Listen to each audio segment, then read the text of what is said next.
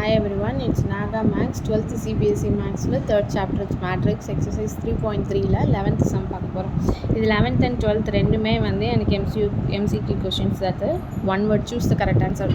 If இதில் வந்து என்னென்னா 11th sumல if AB வந்து எனக்கு ஒரு symmetric matrixாக இருக்குது, எனக்கு ஒரே ஆர்டர் தான், then AB minus BA வந்து எனக்கு என்னன்னு கேட்டிருக்காங்க. A வந்து skew symmetric matrix, B வந்து symmetric matrix, C வந்து zero matrix, D வந்து identity matrix.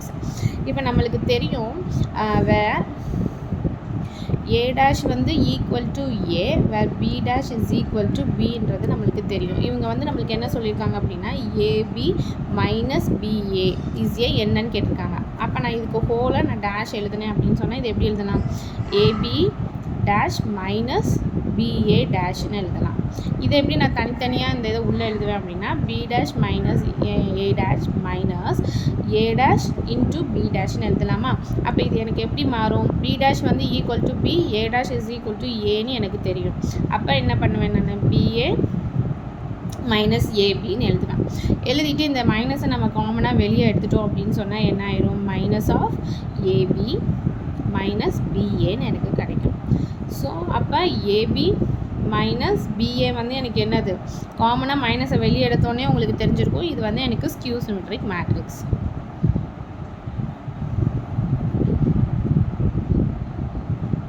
So the answer A தான் எனக்கு கரெக்டான ஆப்ஷன். ஏ வந்து ஸ்கியூ சிமெட்ரிக் மேட்ரிக்ஸ் தான் right answer. Then 12th sum பார்க்கலாம்.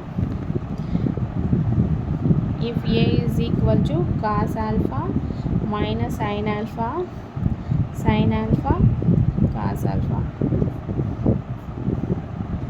then A plus A dash is equal to identity matrix. If the values of alpha வந்து என்னன்னு கேட்டிருக்காங்க. A வந்து pi by 6, B வந்து pi by 3, C வந்து pi, D வந்து 3 by 2ன்னு தெரியும். இது நம்மளுக்கு A. அப்போ A dash நம்ம என்ன பண்ணுவோம்? ஏயும் A dash ஆட் பண்ணால் தான் எனக்கு ஐடென்டி கிடைக்குமா? அப்போ A dash வந்து எனக்கு என்ன ஆகும் அப்படின்னா cos alpha sine alpha minus sine alpha cos alpha. ஓகேவா? இப்போ நம்ம என்ன பண்ண போகிறோம்? ரெண்டையும் ஆட் பண்ண போகிறோம்.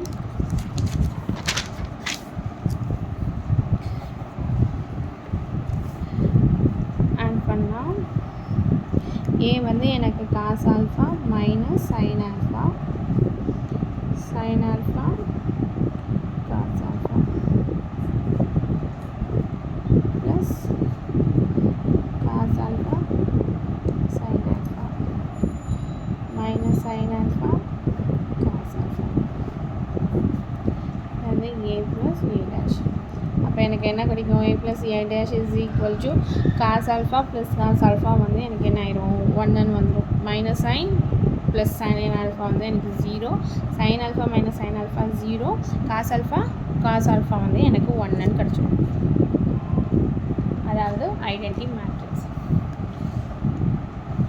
அப்படி இல்லை அப்படின்னு சொன்னால் நம்ம என்ன பண்ணுவோம்? இது எப்படின்னா இது ரெண்டையும் நான் ஆட் பண்ணேன் அப்படின்னு சொன்னால் எனக்கு என்ன கிடைக்கும்? 2 காஸ் ஆல்ஃபா, இது வந்து எனக்கு 0ன்னு ஆயிரும், இதுவே எனக்கு 0ன்னு ஆயிரும், இது எனக்கு 2 காஸ் ஆல்ஃபான்னு கிடைக்கும். இதை தான் நம்ம என்னென்னு எழுதியிருக்கோம்? ஐடென்டி மேட்ரிக்ஸாக எழுதியிருக்கோம் நம்ம 1 0 0 1. ஓகேவா?